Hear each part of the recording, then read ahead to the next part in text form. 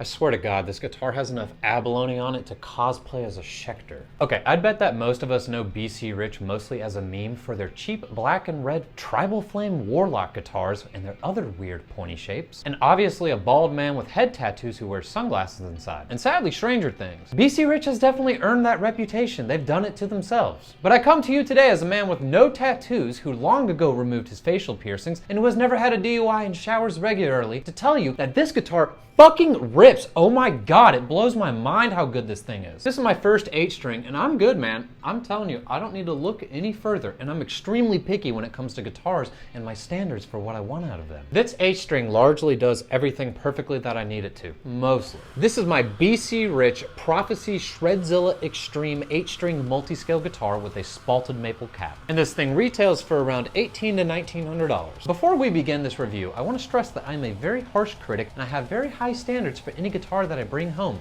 I might show it to my mother one day. I usually will opt to save my money until I can get the nicest thing that I want without any financial compromise. I subscribe to the theory of buy once, cry once, because I know how much I'm going to play these guitars. I'm going to use all of them as a workhorse. There is no such thing as a case queen, and if you're just sitting on the shelf, then you're getting out. I just want my hands to be on something nice. When you pay for a guitar, you're paying for two things. You are paying for a spec sheet, and then you are paying for the quality craftsmanship, the fit and finish, and the execution. In this review, you are going to see me compare this BC Rich to my Kiesel and to my PRS and my Strandberg. I think that it's a good idea to compare modern contemporary guitars to other modern contemporary guitars in different price brackets so you can get a realistic expectation of what the guitar feels like and compares to, instead of just going solely based off of a piece of paper, aka the spec sheet. And obviously none of these guitars were sent to me. I bought them all with my own money and I will not hold back my opinions. If you follow me on Instagram, you certainly know this. Let's get into it. Starting with the specs, we obviously have a multi-scale design. It's going to be 28 inches on the bass side and 26.5 inch on the treble side. It's got a hip shot bridge and Grover locking tuners. Got two Fishman Moderns pickups with a push-pull volume knob, a 3-way toggle switch, and a kill switch. It also came with Dunlop strap locks, although I don't have them on right now because they are big and they are loud. It's got a 5-piece neck-through design with a Wenge maple neck and a mahogany body, and a beautiful, beautiful, beautiful spalted maple cap with a nice gloss body that lets you really see the wood grain on this guitar. And I'm not sure exactly what this neck finish is. It doesn't feel like full satin, but it feels like something that you can definitely put your hands on all day. It's definitely not gloss. Your hands are not going to get stuck on this. And as noted earlier, a very liberal use of abalone that would make any Schecter marketing design rep bite his lower lip. And it's currently set up in either F-sharp standard or drop E with 10 through 74s using the Ernie Ball Gray Pack, whatever that is called. Now for the build quality, which is shockingly good and the thing that prompted me to make this video in the first place. For reference, this is my Kiesel built here in the wonderful country of the United States of America. And that BC Rich is 9/10 as good as this in terms of the quality craftsmanship. And compared to this Strandberg, it feels like a custom shop guitar. Let's go ahead and get some of the flaws out of the way, because while there are a few, they don't really impact the experience of playing this guitar. For starters, this was sold as a damaged B-stock guitar for whatever that little tool mark is that you can see right there. When you're playing on it, and right now, you can't feel anything. It feels perfectly blended in with the fretboard. And more on that later, because BC Rich has a pattern of doing this. The very high 26th fret on the G string has a tendency to get caught up underneath there a little bit if you're doing something crazy. And it kind of sits off the fretboard a little bit. It's not like perfectly pressed down, so your hand can poke into that fret a little bit. But again, in any normal, realistic human setting, the only person I can think of who would ever deal with this is Rusty Cooley or Steve Vai maybe.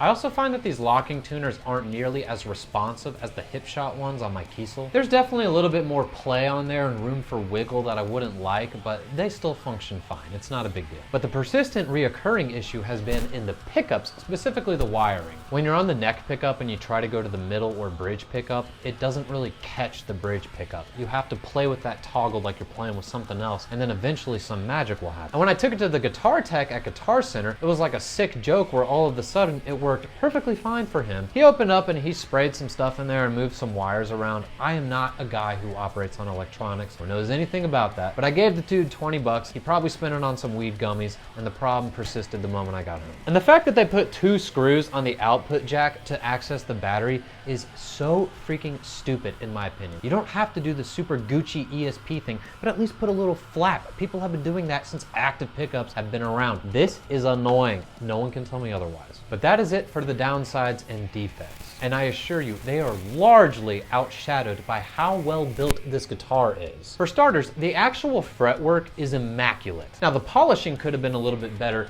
but the fret leveling, the rounding, the rounded fretboard, everything that comes together where your hands interface, like on the edges of the guitar, feels perfect. There's not a single dead fret on all 26 frets of all 8 strings.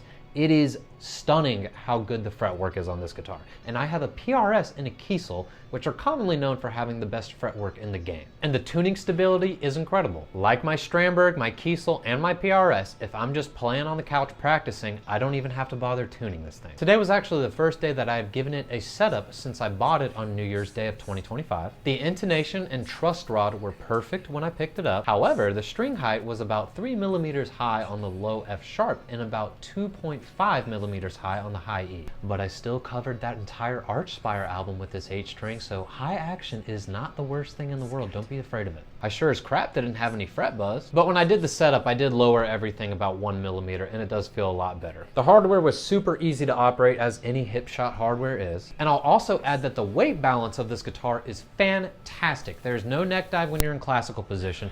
If you're sitting in cowboy position, there is some, but it's not that bad. And if you have a little prop like this and you put it up like this, it's perfect. You don't even need a strap. I love the way that this guitar balances. It's heavy, but the balance and the weight distribution is very nice. I am incredibly impressed with the build quality on this BC Rich and all of the other ones that I have tried in the past 2 years. And this seems to be a pretty consistent sentiment among other BC Rich owners in the modern era. Now, I forgot to address in the specs section that these are not stainless steel frets, and I do think that that is going to be the biggest thing that devalues this guitar in other people's minds. I am aware that there is a difference between high quality stainless steel frets and low quality, and I am also aware that there's a difference between low quality nickel and high quality nickel, but I know a lot of people aren't aware of that, and just like roasted maple necks, there are buzzwords out there that we all like to, have on our guitars, so I understand. I still don't think many people are even going to play to the point of needing a refret job, but if you do, then you're probably very serious about this anyway and are willing to fork over the extra money for it. I would not let this deter you from that. And that would bring me to my thoughts on this instrument. It's important you guys understand my perspective going into this. I never thought I would play an H-string guitar. I am a lead guitar player predominantly, and I don't listen to a lot of down-tuned music. I also never thought that I would play a headless guitar like a Strandberg, but apparently on New Year's Day in Atlanta, there was something in the air because I had to walk out of this store with both of them. And if you've been following my Instagram or saw my last video on this, you know that I have a lot of opinions about this Strandberg. I have really put this to work, just like I have that BC Rich. And please stay tuned for my review on this Bowden NX6. You are going to want to see what I have to say about Strandberg. No one else in the industry is talking about these things. And I have literally hundreds of messages of people running into the same problems, having the same experience. I needed to get familiar with an H-string, so what did I decide to do? I picked up my Relentless Mutation by Archspire tab book, and I learned the entire thing and posted every single riff, every solo to my Instagram, and then I uploaded a one take of every Toby solo in sequential order, and then I did the same with Dean's solos, and that was enough to get me pretty freaking familiar with this guitar. It took me 6 weeks to do that entire thing, and I also wrote and recorded 2 Firelink songs, which is my band, please check us out, with this beautiful, wonderful sounding guitar. And if you know Archspire, you know that that took a lot of work. I was practicing with this guitar 6 to 8 hours a day, and it has led to an actual injury in my pinky because of overuse. And again, I have nice guitars. I have a core model PRS and a Kiesel, and there's no reason for me to not shit on this guitar if it deserves it, like BC Rich admittedly once did deserve. Let's go tip to butt with this bad boy. We've already covered the tuners. The reverse headstock was a very good choice because the turning angle and the position of your wrist is much nicer than, say, on a regular inline headstock on a Fender, where your hand is a little bit cranked over like that. When you have 8 strings and you're trying to tune it very precisely, every little bit helps with that. You want tuning to be a smooth, effortless process. I put one of those Groove Gear string dampeners behind the nut right there. It's definitely helped reduce some of the overtones when you're playing under high gain, specifically that Ford Nameless. I think it's a graphite nut. I'm not positive on the material. I just know that it's cut extremely well, and this guitar holds tuning very, very, very well. The fretboard feels very flat. I don't think it's 20 inches. I think it's closer to 12 to 16, but for whatever reason, this feels a lot flatter than other 12 to 16s that I've played. And the neck feels like it's a slim D profile. It's definitely not Ibanez Wizard thin, and it's thicker than the Kiesel thin neck profile. profile, which I personally like. I am not someone who likes the ultra thin necks. It makes my thumb cramp, it makes my hand hurt. This thing actually feels extremely comfortable. I adore the neck profile on this guitar. And upper fret access and the guitar handshake is incredible on this guitar, as it should be, being a neck through guitar with 26 frets.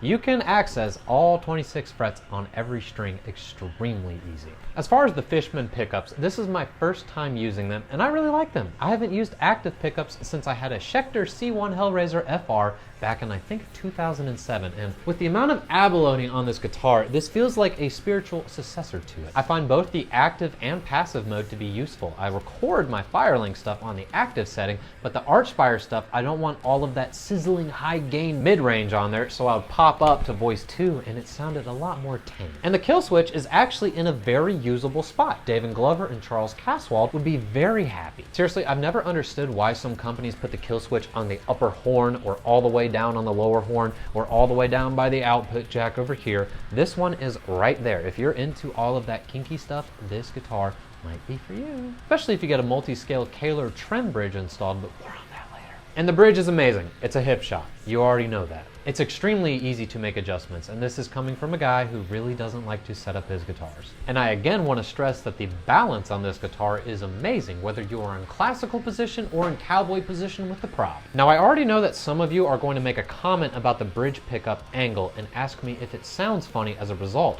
if it sounds like a middle pickup, and the answer is no. It sounds just like any other bridge pickup that I have ever compared on an 8-string guitar. It doesn't sound like a clanky middle pickup, kind of like the Stramberg did in Andrew Baina's 8-string review. It sounds just like I think you would want it to sound, but I am not an 8-string connoisseur, so I could be wrong. Other than maybe looking a little weird, it sounds perfectly fine to me. And another question I know I'm gonna get is, should you try a multi-scale guitar? My answer is yes. I prefer multi-scale guitars for my extended range instruments because, like I said earlier, I am a lead guitar player. And even with a 26.5-inch treble side, I already find it very difficult to bend those strings. I cannot imagine trying to play leads on a full baritone guitar, whether it's 27 or 28 inches, or even some of the longer ones like 30 inches, or like a 9-string. Every multi-scale design is going to be different. It depends on where you have that parallel fret, which is where things run even like that, which is around the 10th fret on this guitar, which seems like a pretty good area. And the multi-scale fanning is not that extreme. This isn't like an Ormsby guitar where it's 25.5 inches to 27.5 inches on like a 6-string. This one has a 1.5-inch gradient from the treble side at 26.5 to the baritone side at 28 inches, which feels honestly totally fine and normal to me. It doesn't feel weird when you're playing little chords up there. You can play all of the cowboy stuff. You can hit the first fret and the nut's not gonna bump into your hand. This feels extremely comfortable and a lot better than any straight scale 8-string I have ever put my hands on. But again, this is from the perspective of someone who likes to play leads. My next step on this is putting a set of 9 through 74s on there, so it'll feel even closer to my 6 strings, which I all run 9 through 42s on. For instance, this Kiesel also has a 1.5-inch gradient. It goes from 25.5 inches to 27 inches. However, it feels a lot more extreme because it is fanning across 7 strings instead of 8. That is a much smoother gradient on the 8-string. This thing feels significantly more multi-scale-like, if you will, than the BC Rich does. It feels a lot more noticeable when you're playing the cowboy chords up there. You do kind of bump into the nut a little bit. It's not bad. I personally think that multi-scales are the way to go. But then you can look at the Stramberg 6-string multi-scale design, which is very minor. It's only a 1/2-inch gradient from 25 inches to 25.5 inch. You are probably not going to feel that at all. I mean, there's hardly any fanning at all up here. We got a little off topic with that, but all of that is to say that I find that this is a very comfortable guitar to play. It balances well and it doesn't have a super offensive multi-scale design. I'll also add that I have a Groove Gear fret wrap that I keep on this at all times. It is just in the other room, and this is a corded mic. I don't want to unplug it. But yes, you probably should run a fret wrap if you're going to be playing under high gain with an 8-string guitar. Not a string dampener. This is just going to reduce some of the harmonic overtones. And in conjunction with that thing behind the nut, it makes a very big difference. Let's wrap this up with a little thought experiment. Should you buy this guitar or should you buy a Kiesel that is bare bones, minimally spec'd, minimally upgraded? You see, I think that Kiesel is the best guitar company to spend your money on if you are only going to be spending around $1,800 to $2,100. However, that comes with the caveat of getting a minimally upgraded, minimally spec'd out Kiesel, which this guitar is. This has 0 upgrades to it other than the antique swamp ash treatment that I gave to the top wood. Actually, this is a one-piece swamp ash body, but you know what I mean. But if you can contain yourself and not go wild on the upgrades, you are going to get a guitar that is built with the same attention, quality, craftsmanship as their $5,000 and $6,000 K customs are. I don't think that Kiesel is going to see that you didn't upgrade your guitar all the way to the nth degree and decide that they're going to cheap out on the craftsmanship. You are getting something built by the same people. And the same thing is true for the PRS S2 line, which is about half the price of the core lineup, but is built by the same people with the same craftsmanship. This is what I'm saying. This BC Rich sits at about 90 to 95% of the quality craftsmanship of those other two guitars. So if you are going to go with the BC Rich,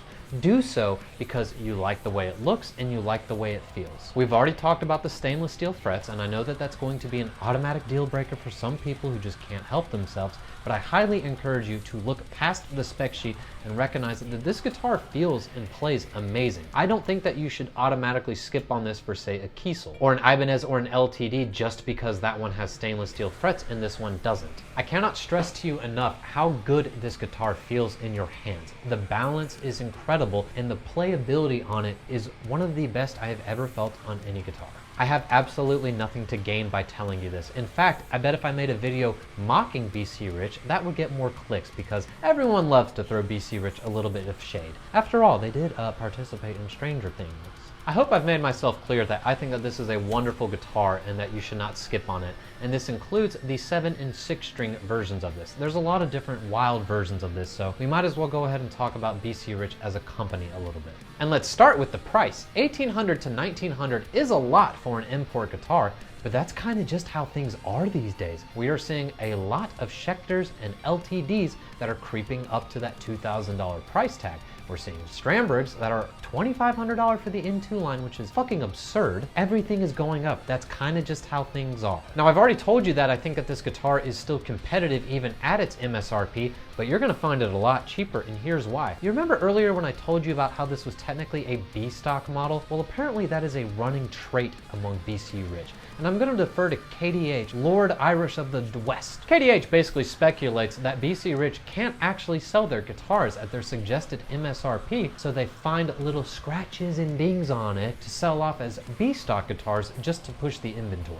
And that is exactly what happened with this guitar. Let me paint the scene for you on New Year's Day at the Guitar Center in Atlanta. There was about 20 of these BC Rich, Shredzilla, Prophecy, whatever guitars. These super strats with the super exaggerated horns. They also had some Mockingbirds. All of these guitars had Fishman Fluens with either Floyd Roses or even a left-handed Floyd Rose H-string of this exotic spalted maple top. Lots of wild finishes in multi-scale 7-string, H-string, left-handed models. It was crazy. And the wildest part is that they were all under $1,000. Yeah. I'm telling you that this is a steal. I got this thing for $900. Now I want to add that that's not just because this was a B-stock guitar. There's another layer to it. I was told by the employee working that day that they inherited a bunch of these BC Rich guitars from a different Guitar Center that had apparently encountered a fire. So by that means they were technically used. So you couple that with the B-stock bargain price, and that's how I got it for $1,000 off, which felt like a crime. And every day I beat myself up more and more for not going back and buying a 6-string version of this guitar and maybe another 1 or 2 H-strings just to go along with it because they were so freaking cheap, and I knew that that wasn't going to last. But in fairness, BC Rich themselves don't post anything on their social media. They don't announce it when they have a new drop. They don't do anything to help anyone have any information about their guitars. They make it very hard to love them and support them as a company. And this is coming from a guy who was relatively new to the BC Rich universe. I never thought I would own one, let alone an H-string. But I'm wowed by this guitar. I really am. And it's kind of a shame that they're not doing more to put their name out there because these guitars deserve some attention. They are extremely well built. I love the feel of it. I know it doesn't have stainless steel frets and that is going to bother a lot of people, but seriously guys, there is more to this than just a spec sheet. This feel is incredible. This is a wonderful guitar, and I highly encourage all of you to put aside any BC Rich prejudice that we may hold, for just reasons of course, and try one out, especially if you find one under $1,000. This thing would be a lot cooler if we put a Kaler multi-scale trim on it. That's